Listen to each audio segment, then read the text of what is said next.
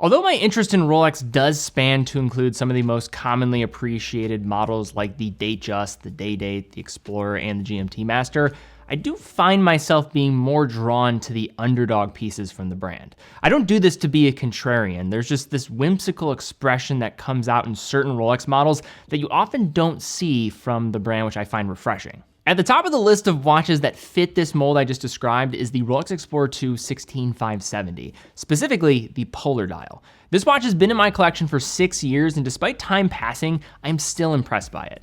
In this video, we're gonna take a closer look at this watch, but instead of simply giving the details, I wanted to share more about my long-term impressions as an owner and what this watch ultimately means to me.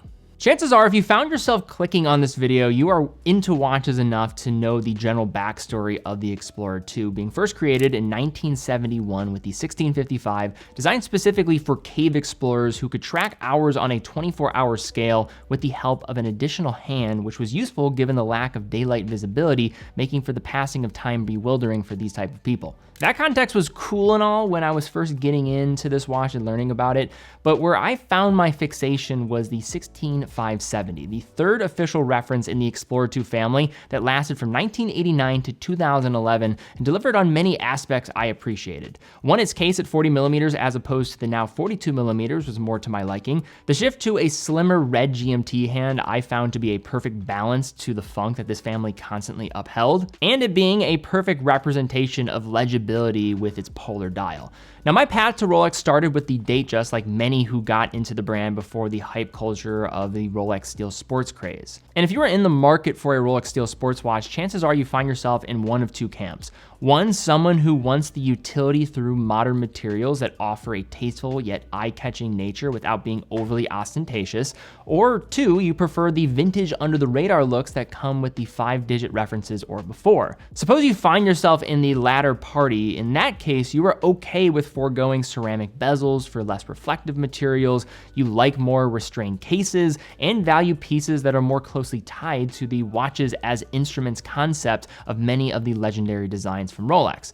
For years, I remember fawning over this watch before I could purchase it. It was slightly out of my price range at the time, and they were being priced around $4,000 to $5,000. Now, why did I love it? It was so striking with its black markings and the white dial. Its GMT offered exceptional functionality at a time when GMTs or true GMTs didn't get much more attainable than this. The watch dimensions were right in my sweet spot, and it was then and still is one of the best value buys for a sports Rolex, period. Now, when I purchased this watch, it was the piece that was on my wrist for much of the growing of this channel in the early days. I was very lucky and fortunate to have people that were interested in what I had to say about something I was passionate about. And at that time, I was all about trying to figure out how could I make this passion a real thing in a business so I could keep doing it for a long period of time. I was basically taking all the money that I had from the channel and putting it directly into the website, bilal.khan.a. And when I was not reviewing another watch, chances are I was wearing this one, 16570. This watch has been to several countries with me. It was on my wrist for some of the biggest shoots of my life to that point. And it has become a representation of a phase of my life that was all about taking a chance to make a hobby into a sustainable living/business. In the over 20-year-long run of the 16570, you had several changes, including dials with illumination, you had bracelet types, drilled and non-drilled lugs, and even different calibers on the inside. Now, my version dates to roughly 2000 based on its serial, which comes with a Swiss-made dial, hollow end-link bracelet, and drilled lugs, and I'll give some more context to what all that refers to for those that are not as familiar of understanding the world of this reference. What is similar across this entire reference line is the central case, which measures in by Rolex at 40 millimeters in diameter. However, if you measure from one side of the fixed bezel to the other, it measures 38.8 millimeters, giving a sense to why this watch has this magic when you put it on your wrist. It's large enough where it's not going to feel out of place on larger wrists, although it's not going to be too large where it's going to overpower smaller wrists. The thickness is 12 millimeters, which even by today's standards of automatic GMTs is fantastic, and has a lug-to-lug of 47 millimeters. There are a variety of reasons why Rolex was able to reach worldwide acclaim. Still, their ability to understand case sizing as a science and when to pivot accordingly has to be one of the many reasons. The 16570 Explorer II also benefits from having the brushed 24 24-hour fixed engraved bezel. The radial brushing hides scratches to a degree when you're farther away, but as soon as you get closer, you start to see how these bezels represent their owner's use. We always quickly express the love for the patina that can come from aluminum inserts of this era from Rolex, but I think we undersell how much these bezel types tell a similar story in their own way, all while making for a cohesive outer shell for the central timekeeping elements. The crown and crown guards sit at 3, screwing down to sustain 100 meters of water resistance. As mentioned earlier, this version does have drilled lugs. That's a preference of mine. I think it helps with this type of watch and being able to swap 2 different straps. The bracelet version for this Explorer II is the 78790 with its hollowed center links and the 501B end links. So of all the different Explorer II bracelets, this is not going to be of the most premium in the feel on the wrist, but it does have some charm in the process. Its 20mm lug width tapers down to 16mm until meeting the fold-over locking clasp that is stamped, containing plenty of micro-adjustment positions to nail the fit with the help of a spring bar tool. The bracelet is relatively comfortable and serviceable and is the only aspect of this watch that I would say screams vintage, where the rest of the package still feels contemporary in fit and finish. The entire front-facing aspect of the case is brushed apart from some small bevels and the crown and crown guards, with the sides being polished. The options for the Explorer II will lead to many questions as a potential buyer, none bigger than black dial or polar. For me, it's an easy question to answer, and it's always going to end with polar. Now, I totally get there are people out there that like the black dial versions of the Explorer II, but it's the polar for me that makes this watch family distinct from other Rolexes. When collecting my thoughts during videos like this, it forces me to put into words what happened subconsciously when I looked at this piece for the first time. Recalling this moment, I remember loving how striking this watch was with its contrast. The Explorer II is a puzzling watch for how matter-of-fact it is in the area of legibility. You have the black surrounds for the hour markers containing lume, you have blackened hands, black minute track, and matching dial text color, all on a white glossy backdrop of the dial. The red also feels incredibly cohesive with the polar white, and the Cyclops can even disappear with the white date disc and dial matching one another, creating no fracture in the transition of coloration. The Mercedes hands remain from many Rolex pieces, marking the local time, and can be independently adjusted at the second position of the pulled out crown. The 24-hour GMT hand is easily detected, having a red central body until reaching the triangular marking at its far end.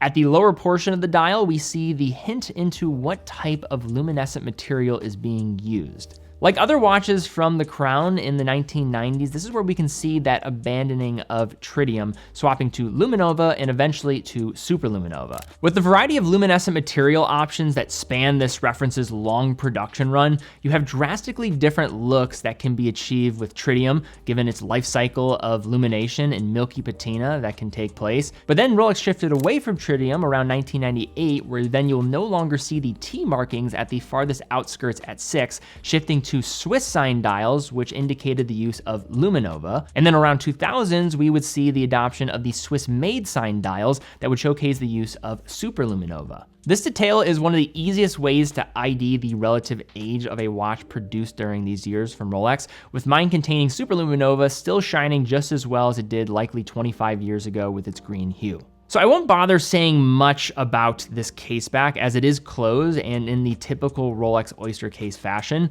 but behind it is something we should discuss, the 3185. It was before my time, but in 1989, when this caliber was unveiled, it was a different period for GMTs. As a buyer, Rolex was often the place to start and end when it came to the complication type. Sure, other brands were creating GMT watches, but with the value for the dollar and the movement specifications of the time, Rolex really owned this category. The 3185 was a movement that would find its way inside the GMT Master II and this 16570, offering traveler GMT functionality when this was primarily unheard of. Yet even after 3 decades since its original release, this caliber absolutely still holds its own. The 3185 beats away at 4 Hz, 28,800 vibrations per hour, has a Niverox balance spring, predating the parachrom that would come with the 3186 later in the 16570's life cycle, and offers hacking seconds. When pulling the crown to the second position, you do have that isolated local hour function of that Mercedes hand being tied to the date as well in either direction. One little area of being able to distinguish a 3185 from other later GMT models, and especially the 3186 from the Explorer II, is when you adjust that local hour hand, you'll see a slight jiggle of the 24-hour hand, that triangular one.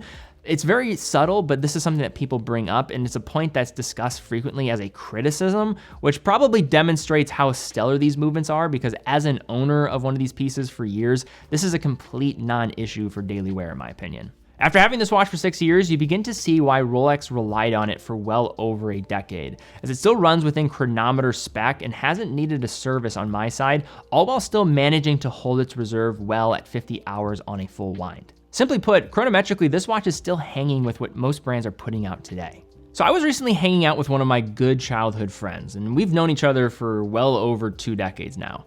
We recently went to a Cavs game, as we're both big Cleveland sports fans and are very pleased with how this year is going for our team.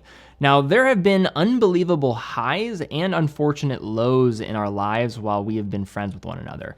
We are nowhere near the same people as we once were, but our relationship with one another is relatively the same. There isn't a competition to impress. It's not about what we've achieved or failed at. And I've recognized the gift of these types of friendships is that despite the passing of time and how it confronts us with the excitement and brutality of what has shifted, you're able to find comfort in these moments of familiarity. It's a reminder of a journey, of a life well lived, and without even having to say a word to one another, the context of what has changed around us can be easily understood. Now, don't be worried, you are still watching a review of a watch, and am I trying to say that my enjoyment of a watch can get anywhere near that of a lifelong friendship? Absolutely not. I would trade every single watch in my collection if it meant I had to give up on these type of moments. That said, these ideas of reflection of change are important for me to constantly think about. Whether that reminder comes through forced introspection, a moment with a lifelong friend, or even a watch, I find it valuable in seeing the big picture. There was a couple years stretch where this watch easily was my most worn when I was trying to grow this channel and trying my best to make my passion for watches a career.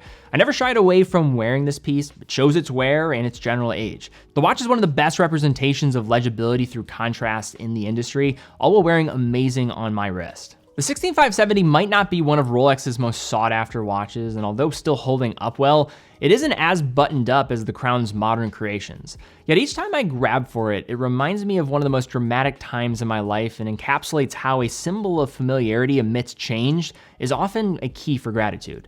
We hear the idea of a keeper, a watch that will stay with you for the rest of your days. This Explorer II, despite my tastes evolving over the years, is exactly that. Well, all right, guys, that is my take looking at this 16570 Rolex Explorer II. I have owned this watch for a while. I've always admired this watch. A lot of things have changed in my life. My preferences to watches overall have certainly changed, but this is one of those pieces that will always have this lasting impact on me, and I could never imagine parting with it in any point in the future. I really do love this watch, and it's a part of me now. I mean, because I've experienced so much with it. If you guys enjoyed this video though, please give it a thumbs up, subscribe, hit the bell icon.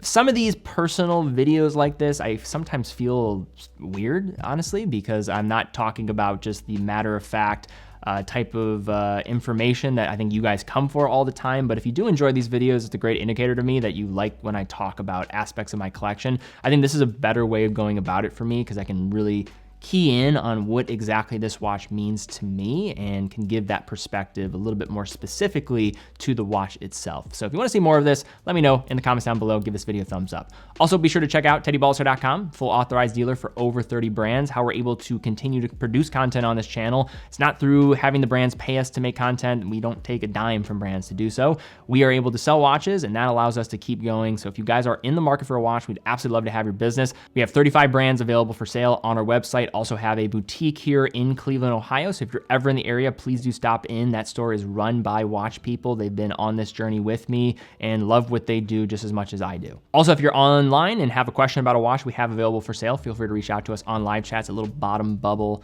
in the bottom right corner. Just reach out to us. Be happy to answer any questions there. We have people there around 15, 18 hours a day or so. It's not AI, it's actual real people down there. So if you have some questions, let us know. Always appreciate the support. But guys, thank you again so much for watching. Be well, and I will see you all very soon.